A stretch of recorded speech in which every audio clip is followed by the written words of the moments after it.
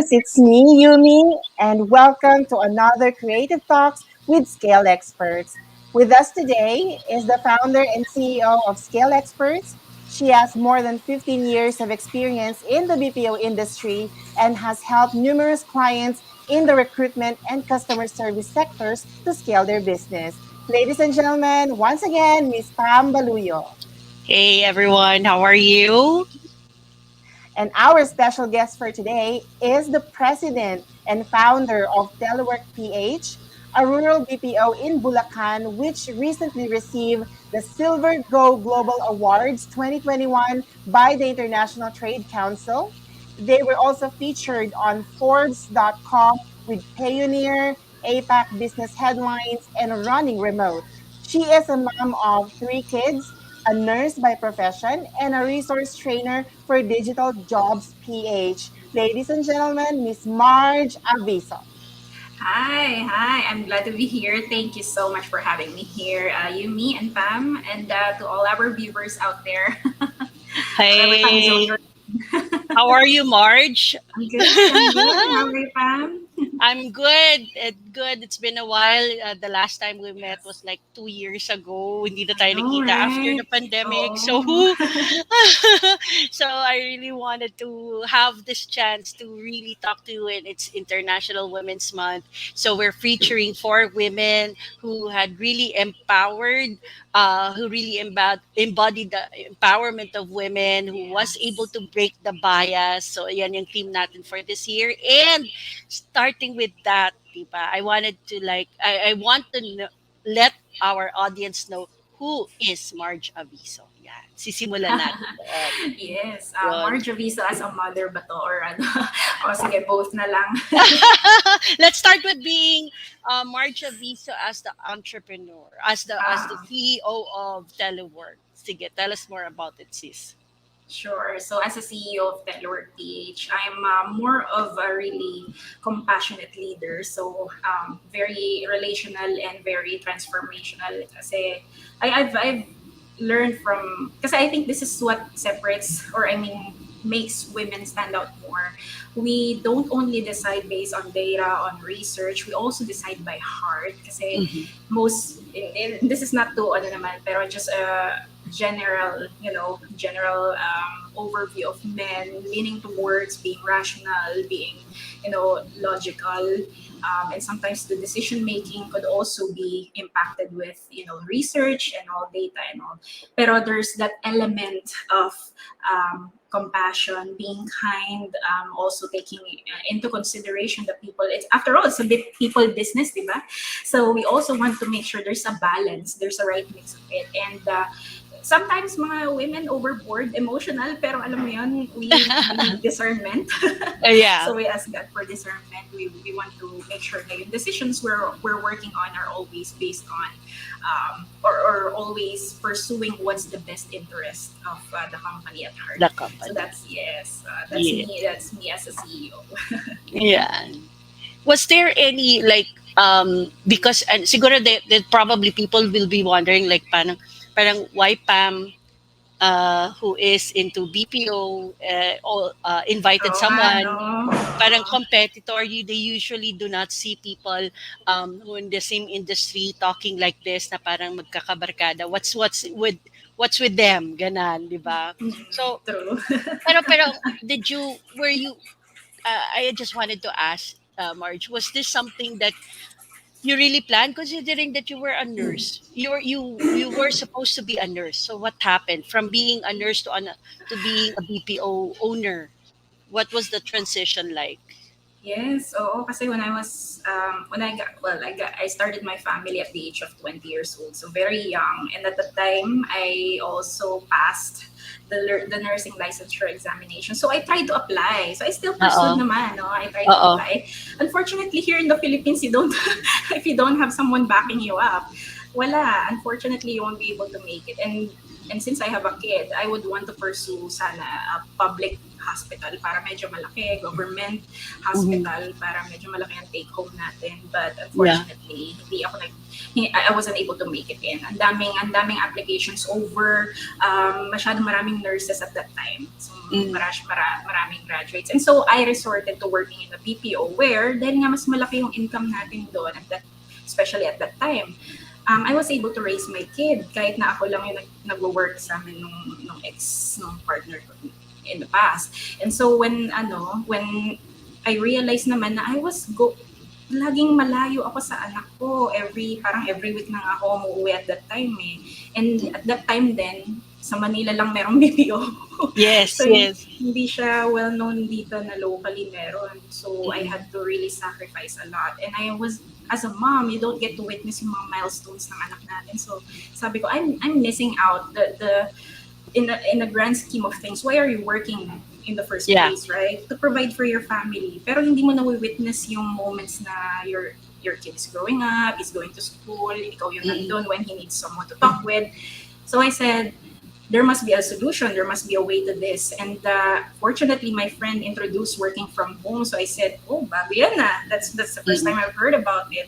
So ang ginawa ko, pinagsabay ko. I was working in the BPO. I was also working at home pag uwi ko. So doon ko palang nakilala. Odes pa nga nung time na yan eh. Yeah. Oh. Odes pa siya. Yung Upwork ngayon. Odes pa. So I tried. And fortunately, ano naman siya, naging routine na rin siya sa akin. It worked for me until such time na umuwi na rin ako sa Bulacan province. So Yeah. sabi ko, oh, this is something I could do at home. And I really did well dun sa work from home na yun. I tried to, that's when I realized na kaya ko palang mag-attract ng iba-ibang clients. Kaya noong una, nag-a-apply pa ako until mag-pitch na. Yan, di ba may mga stages yan from freelancer Yeah. to business owner. Una, apply ka muna ng jobs. And then Uh-huh. eventually, you pitch what you can do. You go more. You go beyond being an employee. So That's right. you can also tap on, revenue sources and mga opportunities pwede ni client until one client trusted me enough to build a team. This is something I didn't know I could do. I don't even have the backhand of recruitment. Hindi ko alam yan in the first place. Mm-mm. Nurse nga ako. But I know how to deal with people. I think that's the skill that I've learned from nursing, the psychology of working with people. So that's when I started from 2 people. I hired 10, 14, hanggang sa naging 30 people. And that's when I started building that team for the client. And then I replicated sa ibang mga Yeah. clients. So that's how I transitioned from being a nurse to Di ba nag-start lang talaga ng ganun eh, di ba? When I started Steel Experts, it's the same thing. I just started with, well, I had a business partner. I guess the difference between the two of us kasi ikaw, you really like made or work telework from the ground up on your own eh. Basically, practically ganon. In my case, I started with VKW with a business partner Oh, who BKW pa nun, no? oh, di ba? Naalala ko Yeah, pa. remember, BKW pa tayo noon. And I Mm. started with a business partner of German American and then just a few more people when I incorporated, we were only 7 at the time, and then we grew as well. And then 2018, when he passed away, that's a time that I kind of like revisited yung ano ba talaga yung kailangan, ano ba needed ng skill experts. And so, tayo yung magkabaligtad. You from home then built an office, 'di ba? Ako Mm. reverse. Office muna before, 'di ba? Okay. Office muna before reverting to a full work from home environment, 'di ba? It's so and then Yumi actually joined me na Skill Experts was fully integrated into a work from home setup. That was in 2019. Tama ba, Yumi? 2020, boss. 2020. Ayan. Let's see. So, uh was there any like for example March, was there anything that you encountered like parang andun yung prejudice because you're a woman, andun ba yung you had to do the extra mile because you're a woman? Was there any instance in your career as an owner that you had to encounter with other people, not necessarily from your own ranks? Mm. Oh my God, naalala ko to kasi parang we had something similar sa Pioneer and then parang na-mention mo nga na um, pag nasa States ka, there's still that, ano eh, no? Meron pa rin mga tao Yeah. na, ano, and recently, so I have this experience, no? We almost closed this deal. This is a very huge client with backing with investors. Ang ganda ng niche, nasa crypto. And we see a lot of potential in it. Almost closing the deal. And for some reason, biglang nag-ghost sa amin. And then a couple of weeks later, they said the investors wanted to work with someone bigger as like an Accenture daw. So, na-curious na ako, ano yung shift na yun? Bakit biglang parang almost closing na kami ng deal and then nawala pa? It turns out they looked at the founders page and they saw na founders are Filipinos. I guess it's not just being a woman, pero the Filipino founders, there's that still that stigma na parang, ay wait, parang masyadong ano to. I don't know, maybe that's how I felt about, baka ako lang yung nakaramdam ng ganun. Pero yun nga, medyo na ano ako na parang, ay, bakit? Parang we can ano naman na, we can compete naman na, parang pwede naman kami yung kunin nila, di ba? Parang hindi sila nag-try man lang. And so, Yeah. wala. Life goes on eh. I guess you just prove, no? You just prove your way out. Yeah. And it's a difficult situation. Like, diba, remember at when I raised that question during a pioneer forum, diba? It was something na people, I mean, the men are reacting. Remember that? The men were Yes. reacting. It's like, it's not really that. Yeah. But I've been there. I was there, and I had to like make that projection that I'm better than any one of you, kahit hindi naman, just to like to prove a point that women can also be leaders. And in a male dominated society, andun yung you have to like work harder than the usual. And the bias of women is um it's still evident. It may be parang whitewashed. I don't know if you could call it that way, but the thing here is that women had to like do the work harder attitude, because we have to prove something that we are actually better. And it's sad because in this day and age of technology, we still encounter misogynistic attitudes towards women. Mhm. And I remember it, so recently, di ba, parang 2019 ako nagka-baby. So I had Yeah. my third baby at that time. So in 2019 to 2020, I was essentially just in the background. Yung Uh-uh. isang co-founder ko yung nag-take on ng CEO role and then making the decisions on my behalf. And Uh-uh. then, iba pala pagka yung ikaw yung nandun versus now, someone from our HR director naman, siya naman yung nandun sa position na yun na she's breastfeeding and she couldn't make it sa mga important meetings, but she's there, that she's in the background, she's checking the emails and all that. Pero we cannot really fully use her time kasi it's split. And we know na ang ating priority when it comes to kung i-compare natin career versus family, definitely ang priority natin is with the family eh. Yeah. Kasi it's something na pag nawala, it's very valuable to us. Career can always be made, pero it could be different different opinion for other women. And for me, sabi ko, parang minsan meron din akong mga moments na parang if I would hire a CEO, it would have been a male because of that situation. Pero it's changing na yun, the way, di ba, may mga stay-at-home dads and they are comfortable doing that. And merong mga women na, mas motivated ako kapag nagtatrabaho ako kaysa nag-aalaga ng baby kasi boring ako sa mga ganun, yung mga ganun.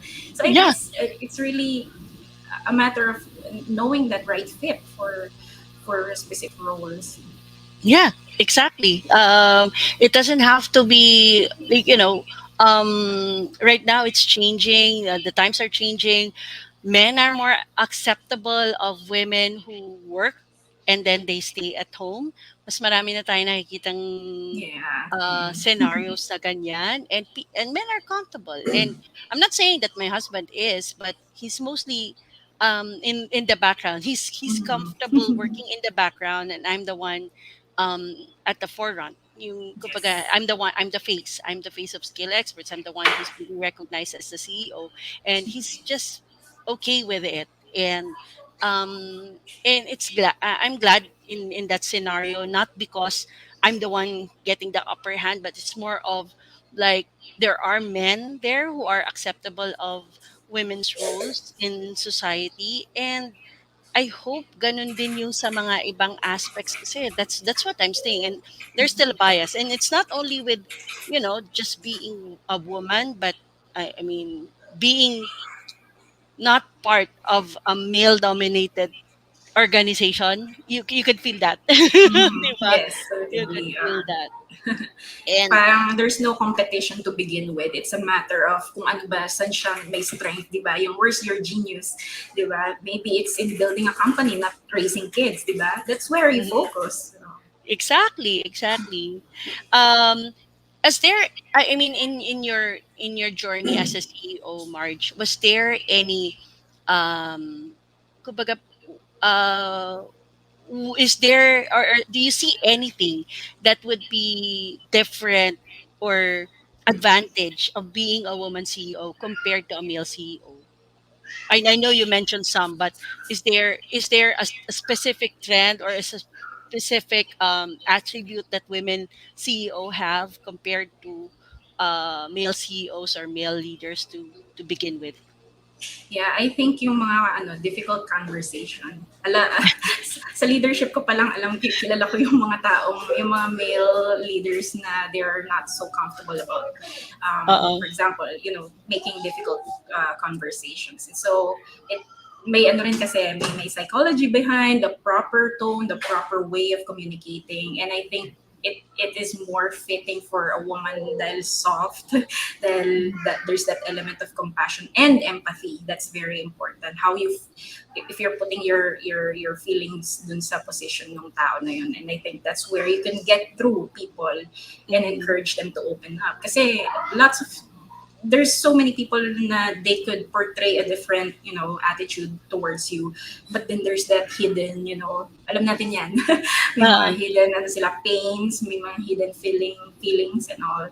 So yeah, I think that's more of an advantage. Although I'm not saying na it's something to be learned. I know a lot of male din na marunong mag-open ng conversation. Yeah, definitely. I would agree with you on that one. How about you, Yumi? I mean, you coming from a third uh, standpoint, like you're the one observing both genders, and you're in the middle. Ano yung nakikita mo? Not being biased to women, of course, but I mean, was there any like a weight between the two opposites? Yes, for me, boss, I've been seeing that for male, ever since naman that male population is considered before that they're the dominant sex, they're the dominant gender. However, in terms of decision making, and sabi nga ni Miss Marge, yung how they communicate with people, yung mga females kasi or ladies, they uh, go through curves and corners while men, they go straight. So, Uh-uh. diretso sila eh. So, mga babae kasi, more on like, all, may mga paliko-liko pa sila.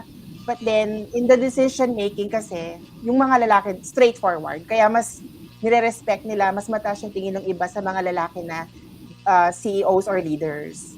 Mhm. Well, kumbaga, that's actually an excellent point, and that's, I guess, the reason why there is a stereotyping in, CEOs to begin with, diba? When you say a CEO, the first thing that would come up in your mind is a man in a suit, in a big table, in a big chair.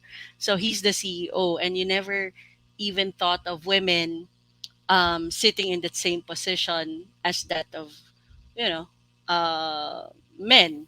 And even in our politics right now, although I don't want to like dwell in it, diba? The intensity of women receiving the criticisms are bigger or higher than that of the male candidates. I mean, not all of it, but andoon nakikita niyo yung nakikita yung difference. But Anyway, steering from away from the politics. Wag tayo doon magduel. Mahirap 'yan eh. Mahirap 'yan. Yes. But um was there in instance, Marge, that you felt that parang hindi ko trabaho to. This is not me. I don't feel like I should be here. Yung parang imposter syndrome. Was there any instance in your life that you felt na parang sana iba na lang ang CEO? Oo naman, so many times in my life na parang katulad niyan, there's so many things na hindi ko I'm na mabilis kasi ako ma-agitate kapag hindi ko na-accomplish yung mga, for example, I've planned for my day, ito yung mga task ko. Kapag hindi ko siya na-achieve, sobrang dinidibdib ko siya, and I think that's what caused my anxiety to begin with. Pero na-realize ko when you are, raising a kid, when you are breastfeeding at that moment, and then meron yung biglang suddenly meeting na you could have missed, wala kang magawa eh. Parang, you have to choose, and those choices, they're so difficult. So, pagka ganon, I realize na lang na parang, yes, we have to give up yung control. When we are so much controlling, dun tayo nasasaktan eh. When we know our priorities naman, and I always say na hindi naman sila laging bata, hindi naman sila laging baby. They will grow up eventually, and eventually they're gonna leave me. Magpapaalam na lang yan. So, diba, take this moment with them kasi ito yung parang magandang ano nga yan eh, meron kaming parang victory group. So, in-explain niya, may seasons tayo, right? So, parang ikaw, summer ngayon, pero gusto mo mag-jacket. Parang ikaw na ngayon, it's your moment to be a mom. Pero gusto mo magtrabaho. Respect the seasons. That's what God had given for you. So, alam mo yun, time will come, magkakaroon din ng winter, makakapag-jacket ka rin. So, respect it now na you're being a mom, you have to breastfeed, you have to raise kids. Eventually, you're gonna be, focused on your role as a CEO, and by that time, you will flourish. So, patience, and at the same time, give up the control. Kung masyado kang the controlling type, I'm like that. Pero sa akin lang sa sarili ko. Yung medyo yung medyo parang tayo, masyado tayong nagma-micromanage, na-realize natin it's not really, it's not really applicable. Kasi ganyan din ako eh, parang like, hey, can you do this for me? And then tapos when you're seeing someone else doing it and not the way you wanted it, parang and to wait, take over na. Teka, wait, let me do it, parang ganon. So I have that same sickness. Ganun talaga tayo, Marge. I don't know. Is that a trait? I guess. Kasi we want perfectionism, pero there's nothing perfect naman. It comes with practice. So, gusto natin right away. Kaya minsan hindi natututo. We take over eh. We should back out muna for us or step back for a moment. Yes. Anyways, I mean, looking at our industry right now, we're both into BPO. We also started as freelancers na nag-jump agad tayo into being agency owners. How do you see the future of women in this kind of kumbaga, with the industry that we have? Do you think it's gonna be dominated by women? Ano yung nakikita mong like trend, or is there anything that you could see na how the BPO industry would evolve that includes women? What do you have in mind? Anong thoughts mo about it?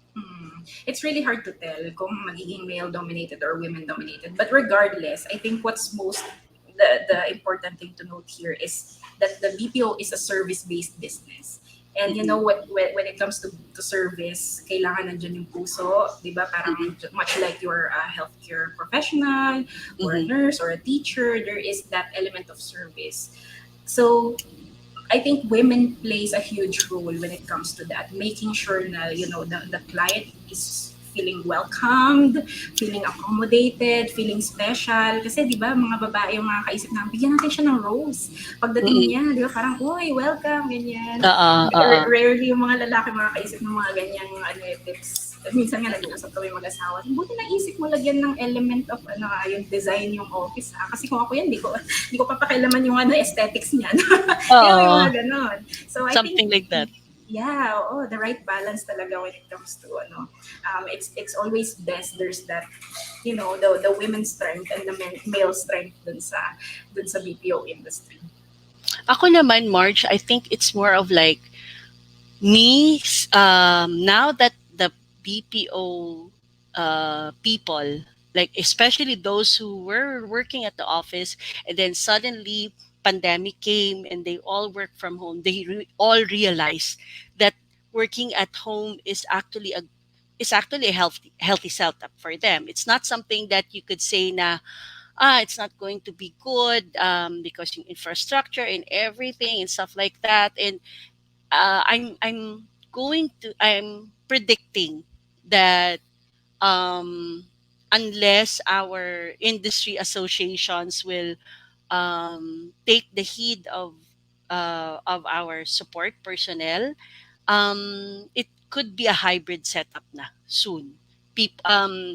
Unfortunately, that would also mean shrinking the offices of some, and I'm not sure how it's going to affect the industry as a whole. Kasi di ba yun nga yung issue nila with PESA, that the Yes. reason why they have to go back to the Mm-mm. office is because of PESA regulations, and you had to, like, you're going to lose a lot of perks by that. So yun Mm-mm. yung that's the one thing I'm seeing with with the onset, or with the order of us going back to the office. In our case, we're not really affected because that's exactly what I did. But in Mm-mm. 2018, I made that decision that yeah, we could do this at home. But there are also instances where it crossed my mind, like what if I had to, because let's admit it, there would be some accounts that will require higher security, hindi pwedeng bahay lang, and you can't really um kumbaga parang isolate each home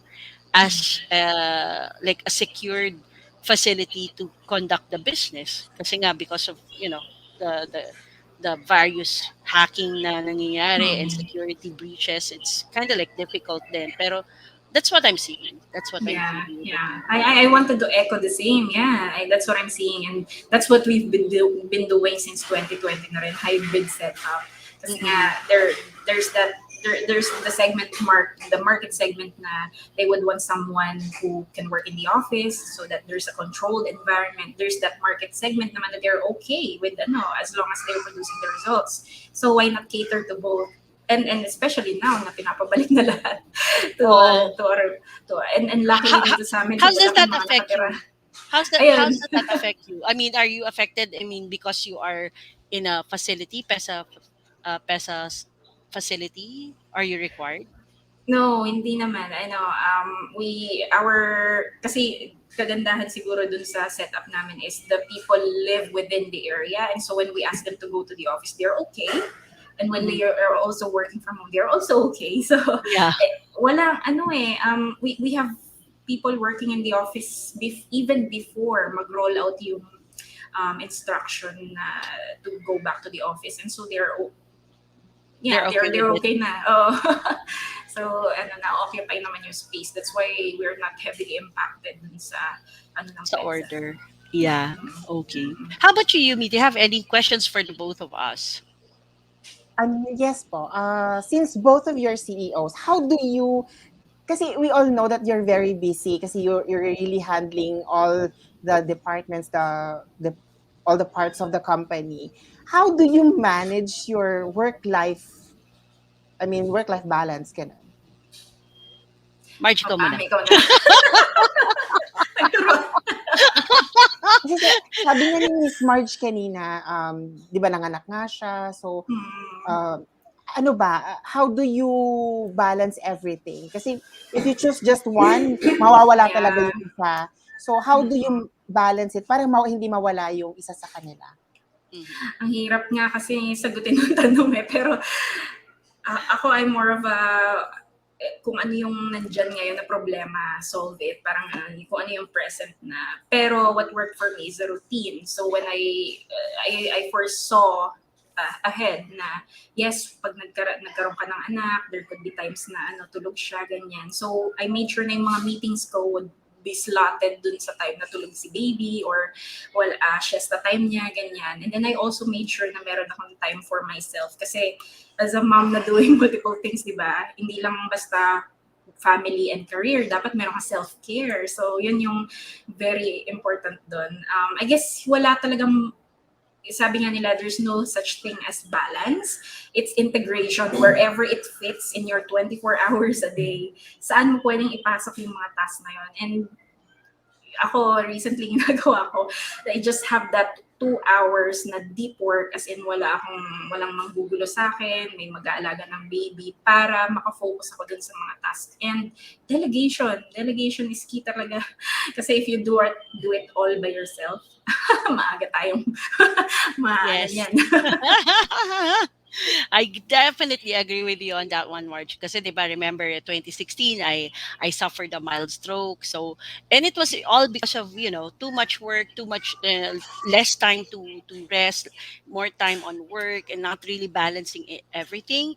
So, achieving that work life balance would mean that you have to manage your time well, like really identify sitting down, have a moment in your life to sit down and identify which one gets the most importance, and then for all the things that for all the things that will take time for you to be able to attend to, like you set aside from them, and for and what kumbaga parang you have to identify which ones need your most attention, like when you have that kind of situation, it's a drop everything, it's urgent and important, Yes. you have to drop everything and do that first, and then you have those, yun nga, diba, you alam mo yan, in part of, I think that's part of management, the four quadrants of time, like that's important, but you can find time to do that, and then you identify which one is like do that after everything else is done for, parang yun, and that's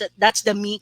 I'm not saying that ano, that doesn't necessarily mean na yung me time mo is wasted time. No, it's not even that. It's Yeah. actually part of the quadrant 2, which is important, but you can plan it. So you plan when you're going to have your own massage day, you plan when you're going to have your me day, you always check your schedule. I think that ganun ako eh. I mean, Mm. bata-bata ako, yeah, yeah, gano'n. Kung bata-bata rin yung mga bata when they were still kids, 'di ba? You had to like, it's really the juggling time. Talagang you really have Mm. to attend to them equally. But as they grow older and they start to have their own independence, you also deal with, being able to delegate more to a lot more people. At saka yun, I think that's one of the most important things that you said, Marge, that you have to delegate. And in a s- in a role, in a CEO role, it's very very important that you delegate. Because if you don't, and you try to do the things all at the same time, you're really gonna burn out. And I learned that lesson the hard way. Diba? Alam I learned natin that lesson. yan. I spent 10 days in the hospital just for that. Kumbaga parang, nope, I'm not gonna do it again. I'm not gonna subject myself to that kind of stress again. Although it did happen 2017, but that's beyond our control. And yun yung isa sa mga dangers ng industry natin because of Yes. automation, and we will encounter those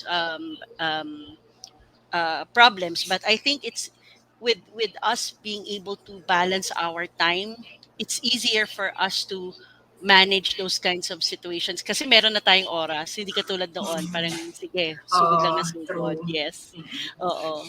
It comes with the stages of growth ng company, kasi in the beginning talagang you will really immerse yourself like 12 hours a day talaga ako nag-work. So dumating talaga sa point na yan nga, may mga stressors, may mga and all. Pero eventually, as you grow, you learn delegation, you learn which is important, which is urgent and important, yung mga ganyan. So you you Oo. you, you learn along the way. And then Correct. there's the thing with, being able to trust the people that surround Yan. you in your business. You have to identify who among them are the people that you can trust with in terms of operations, in terms of administrative tasks, in terms of financing, in terms of organizational development, yung HR, ganon. You have to put in the key people that you can trust eh. Yes. And um, yun yung problem ng ibang CEOs, that they're trying to like put a lot of people all at the same time, pero hindi pa nila na-figure out, hindi pa nila na ma-map yung business. So, um, they ended up spending more than they should, and Yes, exactly. nagsasuffer din sila. Mabilis tuloy sila mag-burnout and ma mag-quit sa industry na to. So, Correct. what do you think of Marge? What do you think of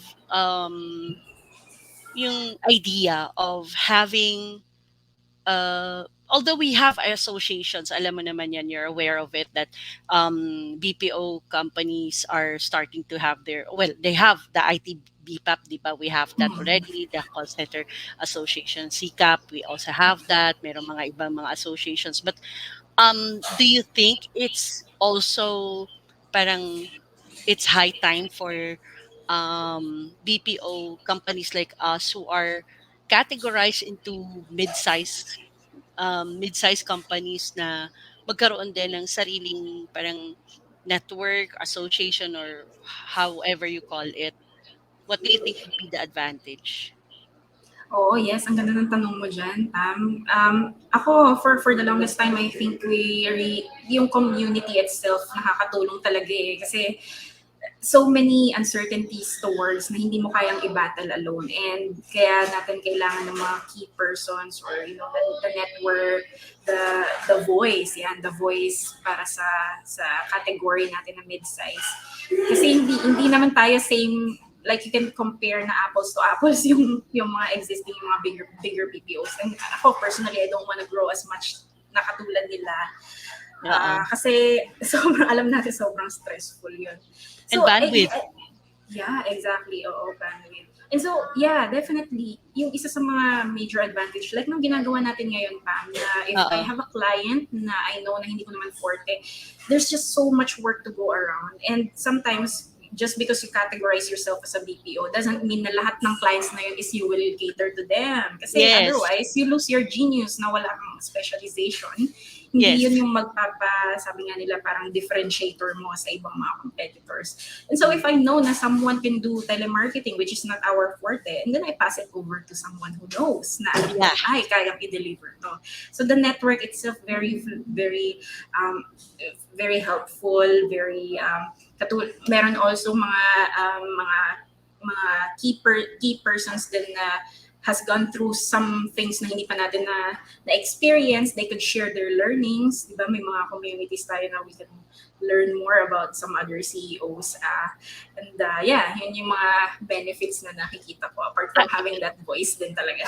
I think that would be helpful talaga, Marge. Kasi, like, not all of us, like I know in Lee, I'm sure you know Leaf Margallo, di ba? Yes, yes. He is into real estate VAs. That's his specialty talaga. And parang it's really like best that you deal with Leaves company kasi that's his specialty. That's where he's really good Exactly. at. Na Oo. parang you Mm. try to get into that without you knowing how are you going to be a real estate VA, or how are you going to teach people to do real estate VA if you don't even know how the business works. Like in my case, although how would I say it, accidental, it's not really something that my cup of tea. I'm not even a psychology graduate to begin with, but because I had this experience in doing human resources for quite some time, and then nagkataon na the clients that are pouring in the VA sector, in the VA business side of scale, is really into recruiting, um sort of headhunter, pero they're not really the one interviewing the candidates. It's really more of like sourcing them.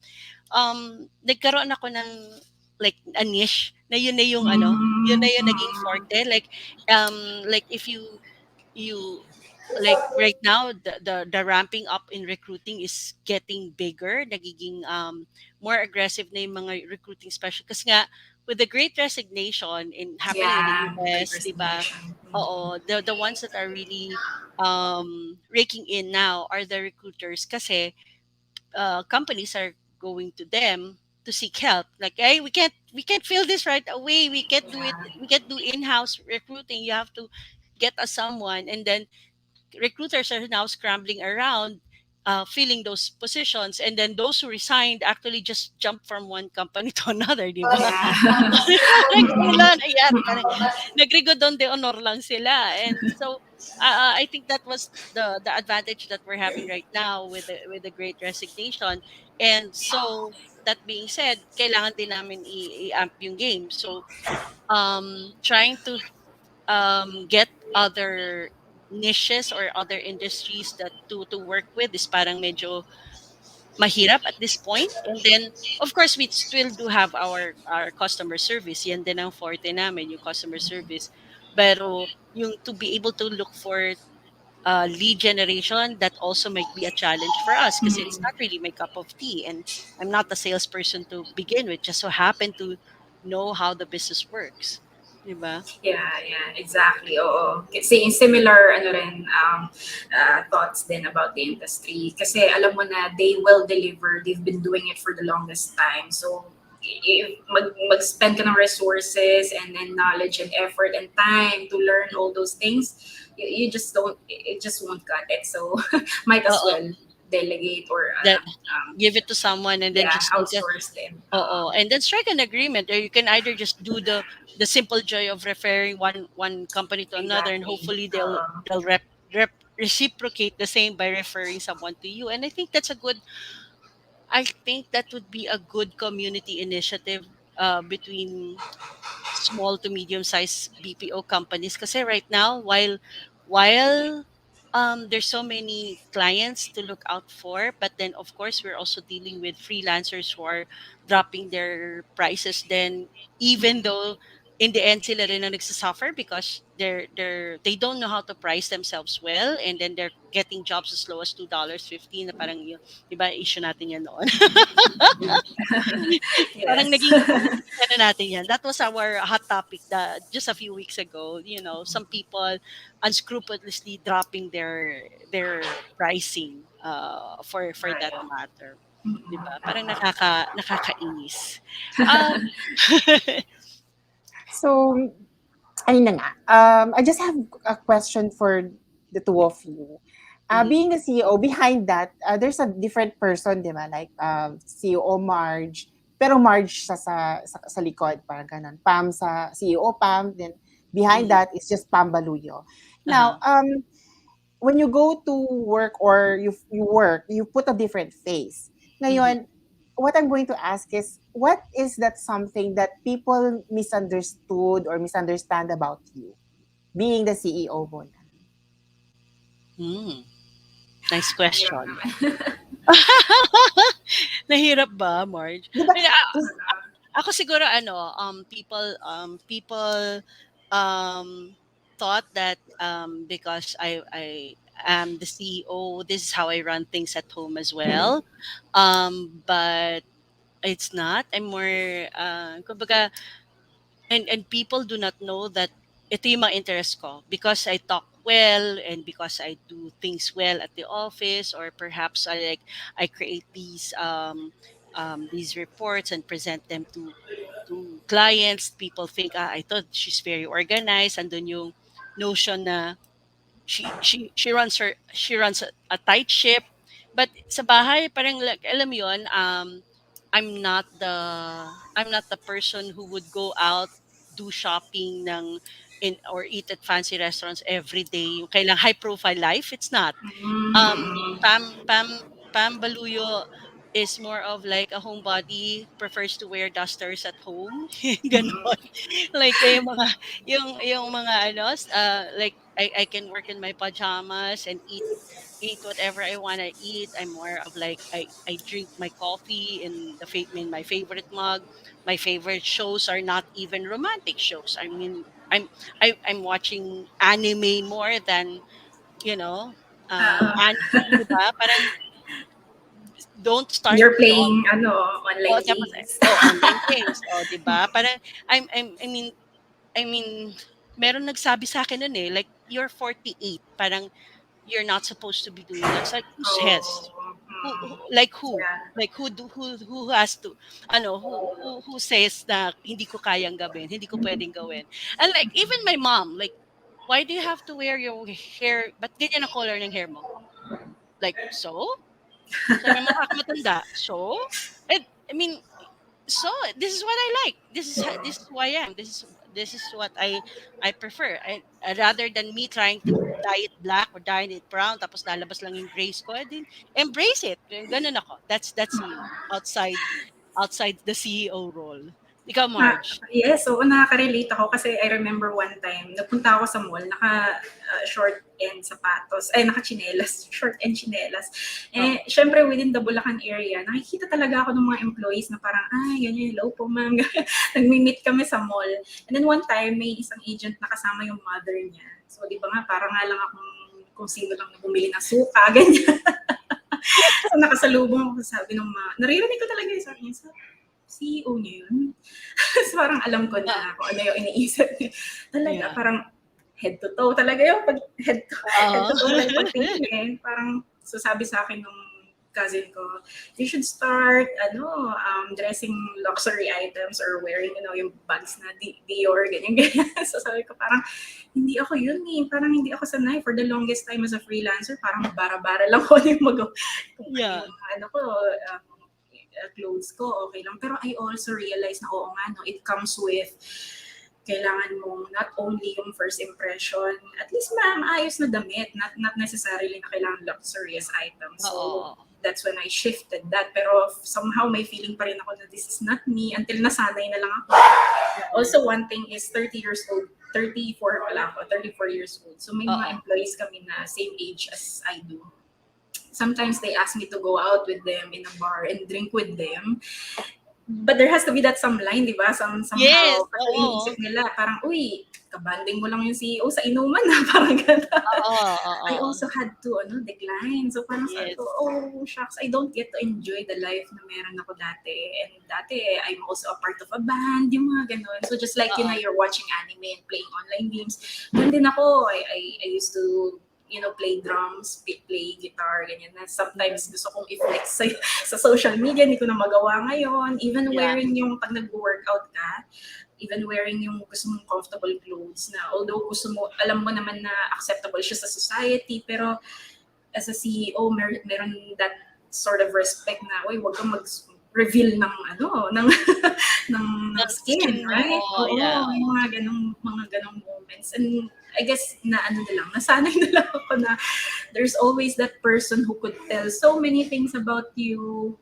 Hindi naman sa nagpapa-apekto tayo sa kanila, but I think that's what the public is setting as a standard for CEOs na kailangan professional, kailangan Mm. meron kang meron kang dignidad sa sarili mo. Mga ganyan. But as a woman, I think we're also breaking the bias kasi nga we don't have to be conformed to that kind of we don't have to be conformed with that kind of stereotype. Like yun nga that people think when you're a CEO you should be dressing up properly, you should be but no, parang I wanted to show them that this is my side, this is who I am, and this is and when you see me at an event, I'm a different person. And like when you see me like in Rotary in Rotary people never thought that I have that knack pala for doing this parang kumbaga uy may alam ka sa events management o marunong ka pala magsalita yun ang di ba marunong ka pala maging speaker parang oh yes, why do you and I asked them why is it that you have that notion of me, what was your first impression? And the impression was that kasi you're a businesswoman, because they thought because you're a businesswoman you're just going to be involved in business, not really realizing that you're actually someone who can be a talent, who has talents different and away from the usual notion of being a CEO or being a Right. businesswoman or entrepreneur as such. So, kumbaga parang ayun, I think and of course isa pa yon, I think the other one that is also prominent yung me being outspoken. Like most women are tend to be like keep it to yourself if you don't want to be involved in the dirty, but ano ko bardagulan ika nga. Ganun ako. Anak ako ni at anak ako ni Rowena Guanzon. So pag nakikinig ka, attorney, hello. Ganon. So I mean the thing here is that I am outspoken. I speak my mind, and most women do not do that. Most women tend to like keep the ideas to herself. They feel that if they speak out, they'll be threatened, and they may not be able to handle the pressure. But that's where I'm breaking ceilings to let them know that yes, you are a woman. You can still stand up. You can still express yourself, and you don't have to be afraid of what people will think of you. Because if you kumbaga, if you put that limiting belief on yourself, wala na, you won't be able to do a Yeah. lot. And yeah, and that's what I liked about you then, Marge. Hindi sa pag-aano. And I think that's the reason why we clicked in the first place. The moment that we met is because you're not also kumbaga, hindi kayo um you're not just like hi hello, no, you're not, you're actually like okay. And then like I was like impressed the first time that we met at Pioneer, that you were like giving out thoughts about the how you run the business and how you place the people on those key positions. And I'm like, this woman knows what her business is. She knows her stuff, and she knows her business well. So kumbaga parang I can see a future with telework, and I'm not surprised. I was right. In 2 years, yan, biglang boom. Ayan na, sa telework. The next thing I know, buntis ka na. Oo nga. Thank you. Thank you. Oo. Yung voice talaga when well, sometimes 'di ba parang naiisip natin as women, we might as well parang be peacekeepers, right? Pero Oo. sometimes ano may mga they would just go below the belt, and sometimes your voice has to be heard na parang wait, enough of what you're doing. It's high time na we have to settle this down. And couple of times na parang sa organization they would consider me na na laid back, and I would not be angry, pero Mm. merong mga moments din naman na talagang nagsasnap na ako kasi it's pinagbigyan na siya for the longest time na ganyan na yung ginagawa, and it's been repeating over and over. I had to stand my ground. So yung mga moments na napapa-walk out talaga, yung mga drama, di ba minsan napapanood lang natin sa mga May drama yun na drama. parang may board meeting, biglang, ay, teka, nagkakalabugan na ng Oo. 'Di ba? Parang it's it's not actually that, it can be worse than that, 'di ba? Ano situation. But Yes. as a CEO, Marge, and as a colleague sa ating industry, BPO, what can you say, or what are your tips or advices to those who want to expand their business from being a freelancer to becoming an agency owner or starting a BPO business like ours? Ano yung mga key takeaways mo and what to avoid? Oh my gosh. Ang dami eh. Pero I guess one thing is, you should really know what, parang, the first time you're building this, hindi mo malalaman kung saan kang niche mag-excel, kung ano talaga yung gusto mong gawin. And so you try as much. Kasi ako nung una, we tried as much to cater to all clients until we realized na we're more profitable in this area. So might as well double down on that. Ganon. So you have to be really parang you are a problem solver to begin with, kasi Mhm. so many uncertainties come with entrepreneurship, and the key there is to solve one problem at a time, kasi nga baka magkakaroon siya ng series of domino effects sa other business. And kapag naman lahat na yun sinolve mo on your own, then it will lead you to a burnout. So strategically, problem solve. Number two, siguro I would say, focus on being better than bigger. Ang dami ko nakitang BPOs na they want to grow big, they want to grow big fast, they want mag-ano pa ng mga investors, mag-ano pa ng funding. Pero if you don't know what you're doing, no matter how many funds you have, na maraming wastage, maraming mga leaks along the way na hindi mo iniisip mo, this is gonna go away soon. No, hindi. There's that cognitive bias when you are starting na kala mo, alam mo, yung pala, meron pa palang mas mabigat. Di ba parang yung sinasabi nila na, kaya ko maging president in 3 months, wala na yung drugs natin. Pero Yeah. na-realize niya, ang hirap pala. Di ba? May Uh-uh. mga ganun eh. So, I guess, the humility with learning, the humility with taking into consideration lahat. Parang, so sorry walang ano ng politics dito, pero yun nga sinasabi ni Lenny na lahat ng facets na merong sa laylayan, mula sa taas hanggang sa laylayan, napakinggan mo.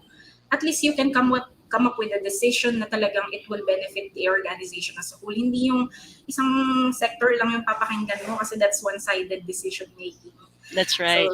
yeah, so that's that's one. Ano pa ba? No to brokers talaga. I think you mentioned this as well, and you agree with me. Oo. No Yeah. to brokers. We've Oo. had so much horrible stories with that na hindi nila. It's the key here is to have systems and place or clients within your control. Kasi if it's outside of your control, wala ka nang magagawa. Good example is, for example, sinabi namin sa client, we want access to the CRM para makita namin if this is really a closed deal or not. Turns out, it was a closed deal on our side, pero the customer is canceling daw. They're asking for a refund. And because we don't have access to the CRM, na ayaw nila for some reason, nililimit kami. So doon na kami nakaano nung parang kakaiba yan. Ayaw nyo kami bigyan ng access para sa transparency. Ibig Yeah. sabihin, may something that you could do from the back end na hindi namin alam. Akala namin closed deal yon, so dapat meron Uh-uh. kaming commission. Pero sinabi, nag-cancel daw, nag-refund daw. Pero wala Yeah. naman kaming proof na nag-refund talaga. So wala na yung sale namin na yun. So yung mga Oo. bagay na gano'n, don't go to a broker. Yeah, That's my definitely. yeah. Yeah, definitely. I mean, ako, if you're, I mean, for a freelancer, if you started as a freelancer, mas maganda you start your business or you grow that business that you currently have and then just expand it as you need Yan. it. Hindi yung you don't jump from one to another. Kasi I think that was one of the mistakes that my business partner was trying to do, and it ano lang, and early on I was, how would you say it, I was trying to prevent him from doing that mistake, and mabuti na lang. And then yun nga, identifying early if this is going to be a profitable client for you or not, and then yun nga, having the transparency, because I had that the paper sale thing, and then sasabihin, lalo na yung mga Mm, DMs, the DNC, yung mga ganyan, yan. na equipment, Mm, DME rather, the oo. DME, like Back braces. your Oh, back yeah. braces, something, campaigns like that. Yes, Uh, it is profitable if the broker or the one who's executing it is honest, but if it's not, then you're in the losing end. They're the ones who's just earning a lot, but you lost a lot na rin. Parang it doesn't compensate from the hard work that your team is doing. So Kasi sa'yo lahat ng operations, wala siyang gastos eh. exactly, exactly. So I mean, you go only for legitimate brokers or those people who know that brings you business talaga from the very beginning. Yun yung definitely na tip or suggestion ko sa mga mag-start, but more so it's really learning muna how Yep. how a business should be set up. Kasi merong iba nga na yun nga, bibili agad ng 10 computer, Yan. hire na kaagad ng mga 10 to 20 computers, mag-hire agad ng 10 to 20 personnel, magdadagdag agad ng IT, magdadagdag agad ng tatlo kaagad na admin assistant, Overhead pero agad yan. oo, over agad. Pag tinanong mo ilan ang client mo, we're not sure. Wala. We're just still Isa looking lang. yet. Wala. You're done for with that. So and ako, we started with just a co-working space, and then got the office, and then got a bigger office, and that's how we started the business. And then now it's more of like investing on what your team has, like start upgrading their equipment, kasi ganun din eh. Eventually in 3 years, 4 years time, you're going to like upgrade your equipment, and how are you going to dispose that? I mean, it's a Yeah. better option if you give your agent the option to co-own or give them subsidized personal equipment. Kasi one thing that I notice as well is that they take care of their equipment because that's their life. But also giving them the chance to have their own lifeline just in case their main lifeline goes down, may backup ka agad na, okay, I'll send you this and that. And then, of course, pag specialized yung mga accounts, they really need high-powered desktops and stuff. Of course, be ready to supplement them with Yes, the of tools course. that they need. And I think that was a better setup for us because we can control what we can give or what we can issue to our agents, and issuing them something that kumbaga parang give them something to look forward to, like, oh, if you do well, if you stay with us for 2 years with good performance, that one is yours na. So that it's something like, oh, parang we it's also an incentive for them na. And we've already started with some people like that. Yung headsets nila, instead of, di ba yung with other companies, they issue the headsets and then you have to return the headset kahit 10 taon na yung agents mo True, kailan. true. Di ba? So, and then, but actually, headsets are considered consumables kasi nga they have a limited lifespan. So, parang incentive sa kanila, guys, if you do well, you take care of your equipment for a period of 1 year or 2 years, that unit is yours. We're no longer gonna put that in your clearance if you leave, and hopefully you don't. Tapos, and then, ganun din. Same with memory. Kumbaga, parang upgrading their memory or upgrading, or Yes. we've already started with that. And then one of the things that I got from our auditor, external auditor no, and tsaka yung legal namin noon na, right, start disposing stuff like your laptops. Yeah, Have exactly. them, or have, Ma-depreciate. oo, ganun din naman yun. Sabi niya, it's gonna depreciate. Sabi niya, it's gonna like, mas maganda na naliliquidate mo kagad yung assets mo and then Right. go get new ones. And it's parang, okay, that makes sense. That's gonna make a lot more sense. And then people, the agents are now happier kasi parang, uy, may pan-laptop na yung anak ko. Yes, Ganon, di correct. ba? It's being used on a nobler purpose. So, di ba? Oh my God, isang oras na yon. Ang bilis, no, 'di ba? Parang nagchikahan lang tayo sa coffee, hindi pa tayo Correct. nakakita and that's it. It's Grabe. Hindi ko na napansin yung oras eh. Hindi ko nga rin napansin si Yumi nga hindi na nakahirit sa atin para bang sorry Yumi ha. Para kasing alam mo yon, yung we miss having this conversation over coffee, over like our wildflower days na lagi tayong kumakain Yes, doon, and then wildflower. wildflower talaga, ay, di ba? Pero hindi, but the thing there is that that's the thing. We wanted to show everyone here that BPO owners like us do not have to be competitors. We're actually Yes. collaborators, and that's exactly what we're doing, and it can be done. And one of the things that we're hoping for is sana matuloy na yung project natin together with Jen. Hi Jen, sana Yeah. nakikinig ka. Hey, Jen. To be able to start that network of outsourcing agencies to kick off and finally start helping Filipinos start their own businesses online, not only as a freelancer but as an agency owner or as an online service provider. And it's a good it's a good initiative because I know a lot of Filipinos who are talented, and all they Yes, need is just advice from people who knows how to, exactly. 'di ba? Who's Know that been business there, and know how to run it, 'di ba? 'Yon. It's so right? I'm so happy that you joined us for this day for and celebrating our Women's Month, and thank you so Yes. much, Marge. Thank you Thank for you. showing how an empowered woman like you is breaking ceilings in the outsourcing industry, di ba? And how you being one of the 100 Filipino women in LinkedIn proved that you can shine in our industry. And Thank you so I'm so glad that much. you're my friend.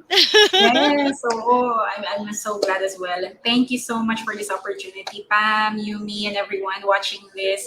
I hope you had your takeaways. Yan, sana Yeah, na-inspire namin definitely. kayo. And, we're always reachable. If you Yes, have yes. anything, I'm on Oo. Facebook and LinkedIn as well. So, yeah, and our website, www.teleworkpage. No plug. Oo, Oh yes, the of course we location do at that. home. Yes, yes. So that we people will know that hey, these are the women behind our industry, and we can show them how customer service, how virtual assistance is done properly, and how we can scale that business up. Ganon. Pareho pa tayo Correct. ng ano, di ba? Tingnan mo, magkapareho talaga tayo ng utak, pareho tayong may skill. True. Oo 'Di nga. ba, 'di ba? Talagang gano'n, talagang gano'n. Like minds work together, and Yes, you exactly. surround yourself with people who think the same as you if you want to Yes. grow your business. So ayun. Thank you so much, Marge, and I hope that I Thank can you. invite you again for another podcast. This is another Oh, for afternoon. sure. Thank you, Mm-mm. Yumi, for being such a great moderator for us. Na alam ko, ano lang, this is the only time that si Yumi talaga tumahimik. True. Sorry. So Oo. it's okay, boss. At least, diba, you had a catch up with Miss Marge. So, Ayun, yun. ayun. Thank you. Anyway, thank you, Miss Marge. Thank you, Miss Pam. So, there you have it, experts, the two CEOs, Miss Marge and Miss Pam. For more creative talks with scale experts, follow us on Facebook, Instagram, and Twitter, and also subscribe to our YouTube channel. Again, this is Yumi. Thank you, experts. Bye. Bye.